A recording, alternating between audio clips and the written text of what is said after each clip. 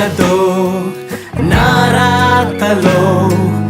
ఒక్క రోజులోనే ఎన్నెన్ని మారాయలా